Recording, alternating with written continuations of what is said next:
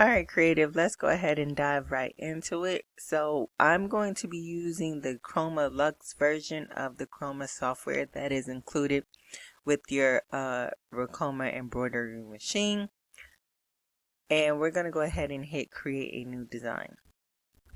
First things first, let's go over to our left toolbar and hit the text tool.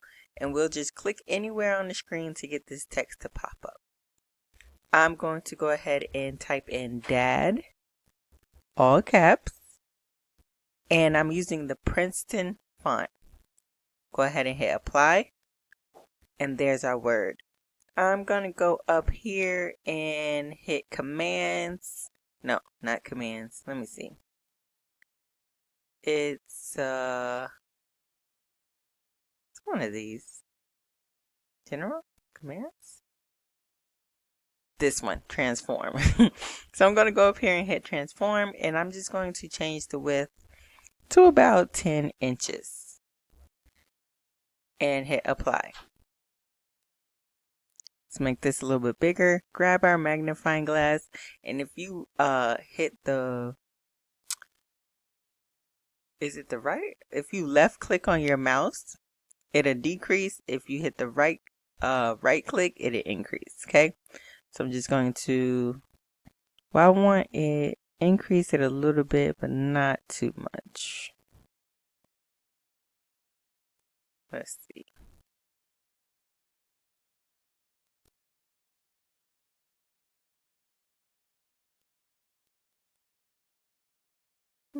I think this is good. This will work. Okay. So now what we're going to do is grab a run stitch, okay? From the left toolbar, we'll go over here and hit grab the run stitch. And you see right here, I'm just going to follow along that path, okay? For all of the letters. So I'm just going to start right here.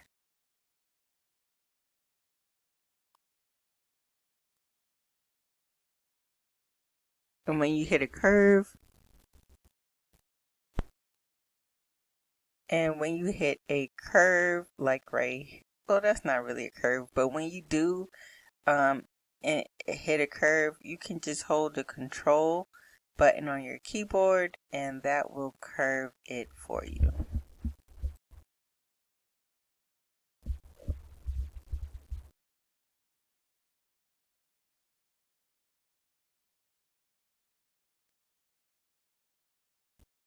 And you see from here to here is really just one more. Well, no, I guess I could put one here, and then I would have that. I can just hit the C on my keyboard and it'll connect it for me. Okay, so I'm going to go ahead and do the inside. So now the inside does have curves, so I'll go ahead, let me start right here, go right here, hold control on my keyboard, go right there,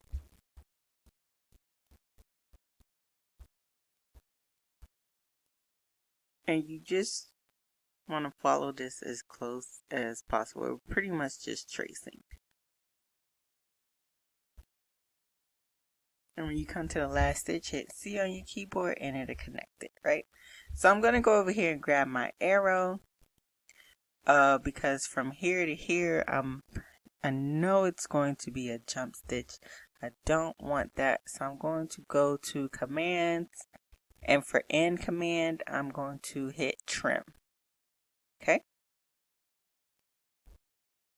Make sure, same thing like that. Yep, trim. Okay, cool. Got it. All right. And I'm just going to do the same thing for the rest of the letters. And I just realized I was having a hard time seeing what I was doing. And I'm like, I didn't change my thread colors.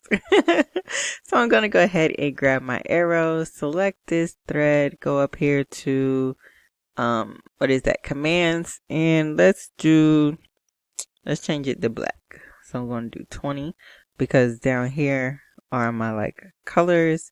So 20 is black. So I want it to be 20 and hit apply. It did the wrong, well, that's fine. So now that, no, let's change that. Hold on, let me go to my layers panel. I want this. Let's make it yellow so I can really see what I'm doing. Okay, see, now that is yellow. Ooh, you see that stitch right there? That's a terrible one, but we'll go back and we'll fix that, okay? I don't really like this black. Let me see. It's another color that I would be able to see easily. Let's change that to, let's see, 14. Okay, yeah, I can see that a little bit better, but so I'm just gonna find a color that works well, where I can see what I'm doing, okay?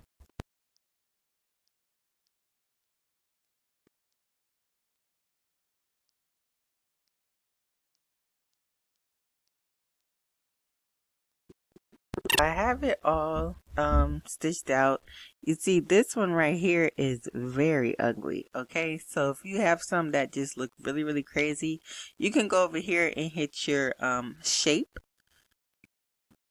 which will allow you to edit it. And I'm just going to take that and just straighten it out and hit enter. Maybe bring,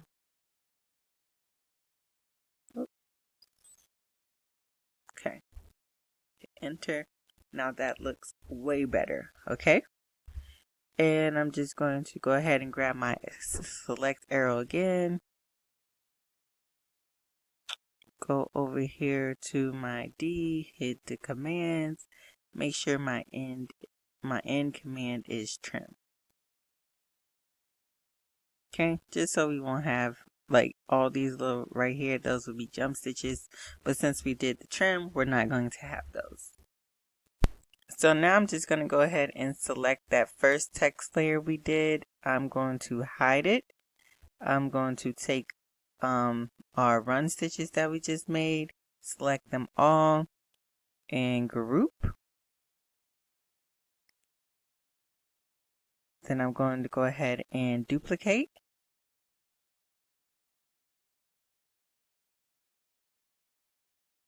And I'm going to change that color, well, this group to a different color. Let's just say 2. Okay, hit apply. Select them all, just put them on top of each other. Awesome. So basically, when we do this, right, this is going to stitch, let me just do the playback. So the blue is going to stitch down first, right? We're going to put our stabilizer on there with the foam, and this is going to stitch out on the foam. Once this is stitched out, we're going to go ahead and place our shirt on there, and this will stitch out on top of the shirt, basically in the same place as the foam. Okay, so that's how that's gonna work. And I could unhide it. I could just go ahead and delete this because we don't need it now. Okay, but you know what, I do want to go ahead and add some more text. So I'm going to go back to my left toolbar, hit the text tool, just touch anywhere on the screen, and I'm going to put dopest because I wanted to say dopest dad.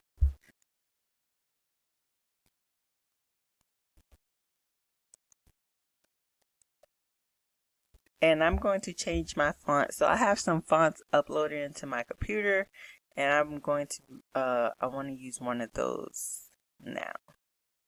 Now, not every font you use will be, you know, a good digitized font. So you kind of have to play with that and figure it out, you know, for yourself or whatnot. But I'm using the Smith Sim font. Of course, I'll have that linked for you in the description box of the video. But I got it from Creative Fabrica. So just going to make this a little bit bigger. Play with the position of this a little bit. And then once I have this how I want it, I'll go ahead and come back. Okay, so I ended up changing the font. I'm using a World Series font. And I'm going to change it from a satin stitch to the tatami. And I'm going to change my density to 35. Apply. Oh, and one thing I did forget to do with these stitches is change our stitch length. Let me see. From a 3 to a 2. Let's do 2. And I'm going to do that with both of the groups. Okay. So that looks good. And let me see. Yes, that looks very good. Let me check the stitch out order.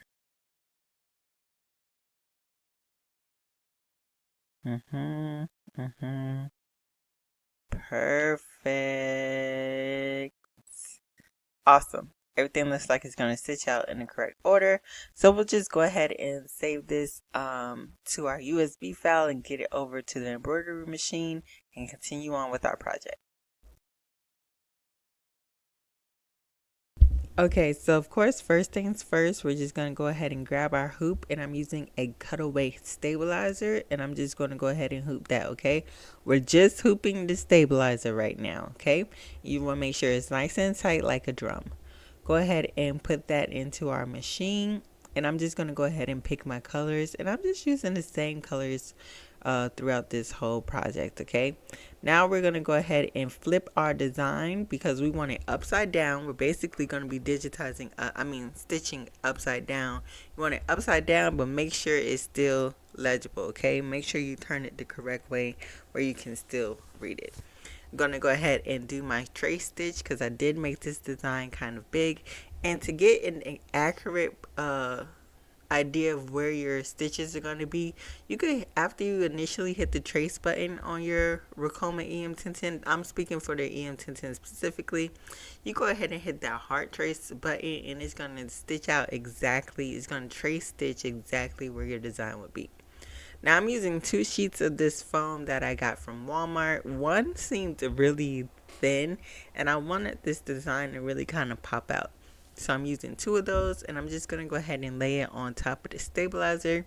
Use some kind of pins, like sewing pins, to kind of hold the stabilizer in place so that it doesn't jump around.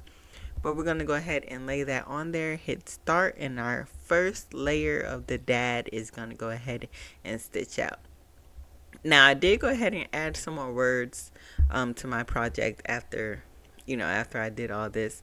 So I do have a little more text on yours, but after everything's stitched out, I just removed this from the machine. Do not unhoop it, okay? Just remove the hoop from the machine and rip off your foam.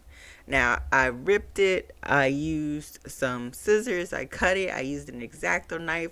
You want to get this as clean as possible because your errors will show through the shirt. Okay, so that's how I had it. That was the end result. It did take a while. That was probably the longest part of this project, which is cleaning up that foam. So for my shirt, I'm using a BELLA+CANVAS tee. I'm using the 3001 style in the color aqua. And of course, I'll have this linked for you in the description box of this video.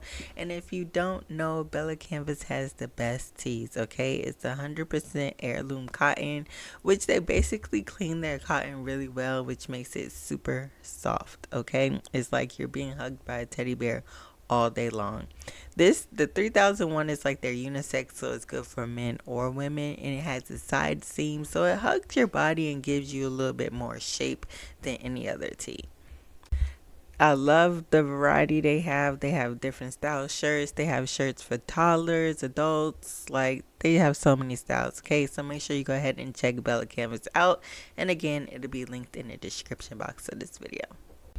Now, y'all, everything was going so well in this video. I was getting so hyped. I was like, oh my gosh, I'm killing it. Like, my digitizing game is getting up there, right? Look how nice this looks. Wrong, okay? I stitched this design way too low. I kind of just eyeballed it. I don't know why I did that.